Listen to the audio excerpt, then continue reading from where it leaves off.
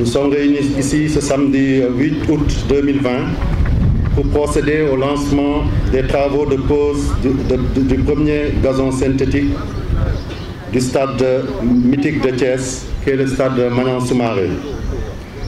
En effet, ce stade qui nous accueille aujourd'hui a servi à beaucoup de générations de sportifs thiessois de plusieurs disciplines et surtout du football.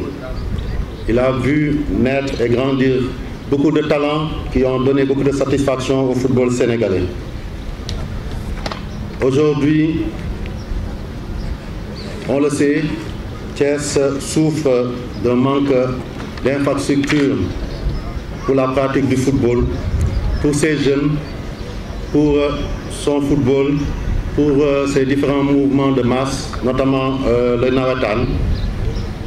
Et cela a duré depuis plusieurs années, et jusqu'à ce que l'État ait décidé, avec la bonne volonté du président Macky Sall, de réhabiliter et de mettre le stade Lat Dior à disposition du football sénégalais, puisque finalement, par la force des choses, Lat Dior s'est retrouvé comme étant aujourd'hui le seul stade national qui accueille nos compétitions de l'équipe nationale A et nos grandes finales.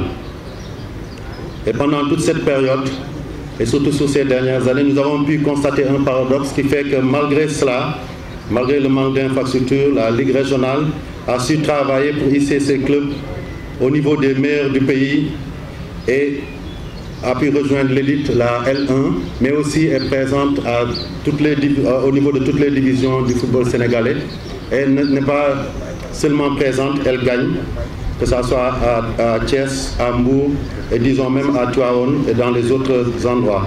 Donc Thiès est une des ligues les plus, je dirais, qui montre le plus de vitalité dans le football sénégalais. Et c'est pour cela que la FSF, ses partenaires, en l'occurrence la FIFA et les autorités de la ville de Thiès, mais aussi l'État du Sénégal, ont décidé de poser un acte à double lecture en offrant une pelouse synthétique à donc, la ville de Thiès, aux footballeurs thiessois et aux jeunes sportifs dans leur ensemble. Thiès est aujourd'hui, pour un certain temps, la capitale du football sénégalais, comme je l'ai dit, mais Thiès doit être aujourd'hui ce vivier qu'il n'a jamais cessé d'être pour notre football. On le sait, avec la fermeture pour réhabilitation du stade Léopold Senghor et bien entendu la situation qui prévaut au niveau des stades à Dakar, le stade Demba Diop qui est fermé, Thiès abrite aujourd'hui, notre équipe nationale abrite le cœur du football sénégalais. Aujourd'hui, c'est le seul stade homologué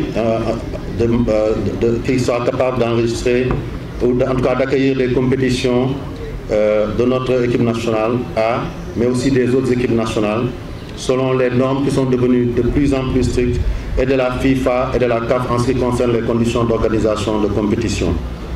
Et c'est pour ça que ce terrain qui va être gazonné en synthétique permettra non seulement aux jeunes Thiessois de pouvoir bénéficier de cette infrastructure, mais permettra aussi à la Ligue de pouvoir développer une politique dans la droite ligne de ce qui lui a été assigné par le comité exécutif de la Fédération sénégalaise de football.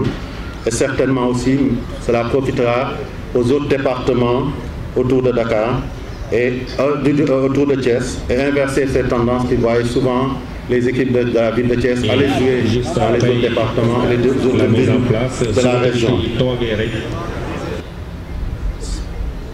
Si beaucoup d'efforts ont été consentis pour mettre ce stade aux normes et préserver et entretenir le gazon naturel de Lat Dior, nous pensons qu'aujourd'hui, la mise en place du gazon synthétique ici permettra de mieux entretenir le stade Lat Dior, dont une surexploitation pourrait causer des problèmes pour l'organisation des matchs.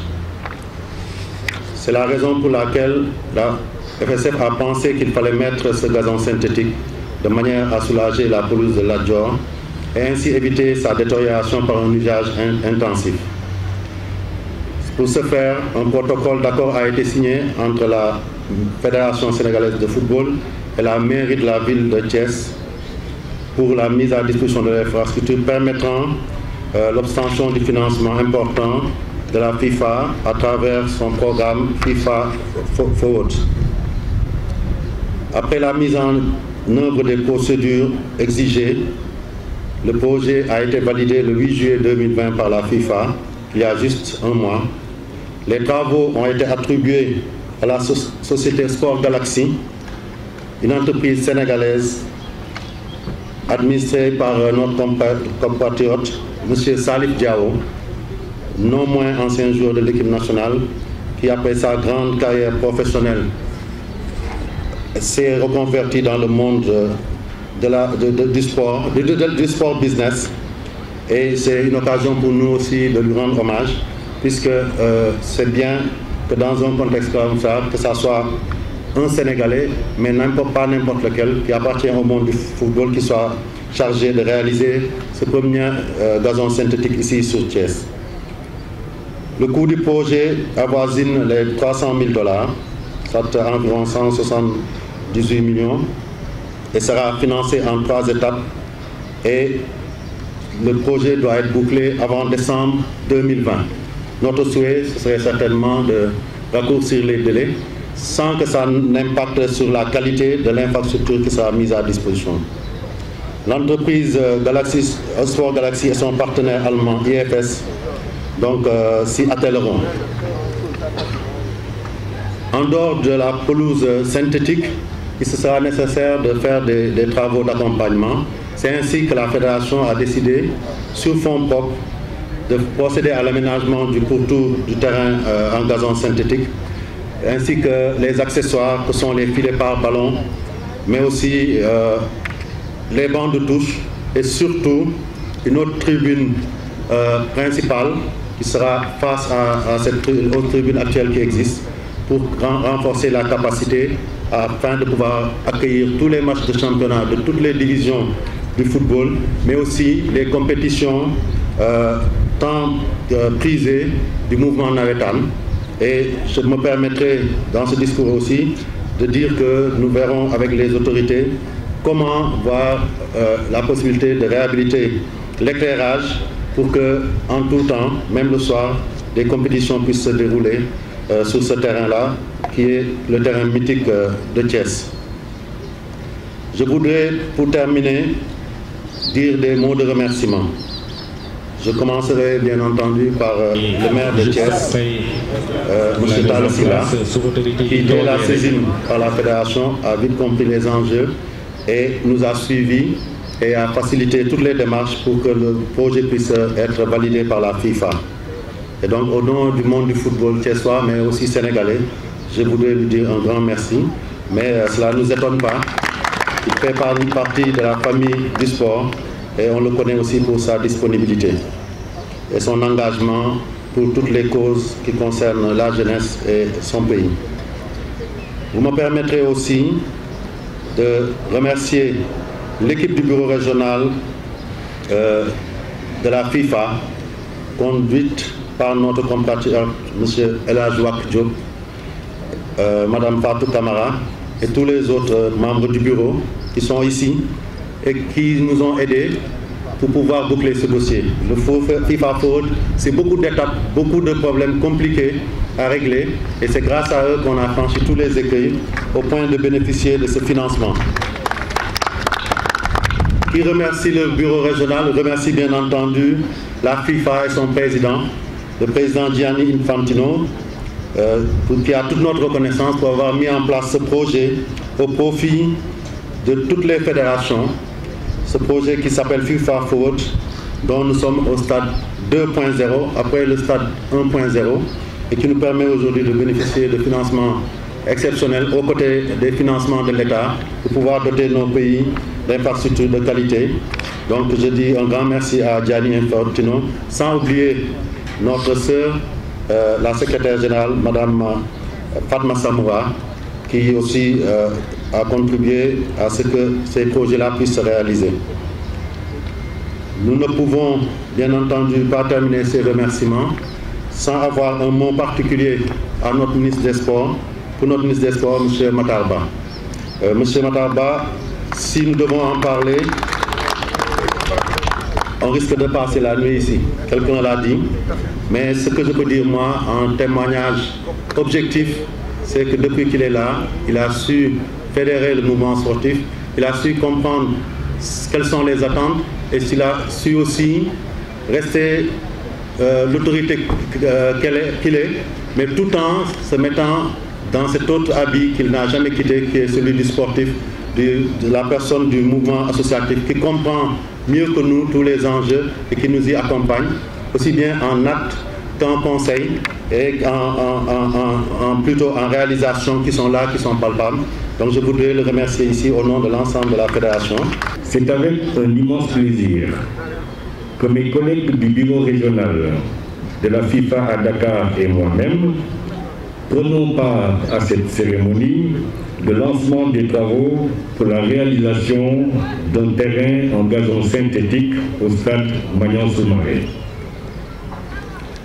En l'article 2 de ces statuts, la FIFA s'est donné pour mission d'améliorer constamment le football et de le diffuser dans le monde en tenant compte de son impact universel, éducatif, culturel et humanitaire. Et ce, en mettant en œuvre des programmes mis en place. C'est ainsi qu'à travers son programme de développement Forward, qui est à son deuxième cycle, la FIFA a prévu d'investir 2,8 milliards de dollars dans ses 211 associations membres, entre 2016 et 2022. Pour le cycle actuel, qui va de 2018 à 2022, chaque fédération a droit jusqu'à 4 millions de dollars pour ses coûts opérationnels et 2 millions de dollars pour ses projets d'infrastructure, de formation, de compétition et autres, soit une hausse de 20% par rapport à la dotation qui avait été allouée au cours du cycle 2016-2018. L'événement qui nous réunit aujourd'hui traduit la volonté de la ville de Thiès et de la Fédération sénégalaise de football d'accompagner l'État du Sénégal dans sa politique de construction d'infrastructures sportives de qualité qui permettront de réaliser les objectifs de développement qu'il s'est fixés dans ce domaine. C'est le lieu de dire la joie et la fierté de la FIFA de voir les efforts réalisés conjointement par la ville de Thiès et la Fédération sénégalaise de football sous le leadership éclairé de leurs illustres dirigeants. Je vous nommer M. Talla Sylla, maire de Thiès, et M. Augustin Senghor, président de la Fédération de football, Fédération sénégalaise de football. Ce type de partenariat est à saluer, à encourager, car il vous permet de vous compléter dans vos missions respectives. Monsieur le Président de la Fédération sénégalaise de football, soyez assuré que nous vous apporterons notre collaboration pleine et entière, tant sur le plan technique que sur le plan financier, et conformément au règlement du programme Forward que vous avez approuvé, vous et vos pairs, lors du congrès de la FIFA à Moscou en 2018. Pour rappel, les exigences du programme Forward portent sur des projets de développement qui ont un impact positif durable et qui sont réalisés de manière éthique et transparente. Nous n'avons aucun doute que vous allez continuer à le faire comme vous l'avez déjà commencé. Monsieur le maire Talla Sylla, un terrain en gazon naturel, ce n'est pas grand-chose pour une grande ville comme Thiès avec une histoire aussi riche. Mais ça peut changer la vie de toute une communauté, voire même de toute une nation. Puisque le rêve est permis, rêvons donc. Peut-être que ce terrain qui verra le jour dans 4 mois et dont l'engagement n'a été rendu que possible que par votre accord pour le contrat de concession signé entre la Fédération sénégalaise de football et la ville de Thiès, peut-être que ce terrain va contribuer à la formation de celui qui inscrira le but de la victoire qui permettra au Sénégal de soulever un jour le fameux trophée de la Coupe du Monde. J'ose espérer que ce but sera aussi beau que celui que Salif Diaw a inscrit à la 52e minute lors du fameux match Sénégal-Danemark le 6 juin 2002. Yàlla mun na ko, yàlla na ko yàlla def. Vive la coopération entre le Sénégal et la FIFA. Vive la ville de Thiès. Je vous remercie pour votre aimable attention.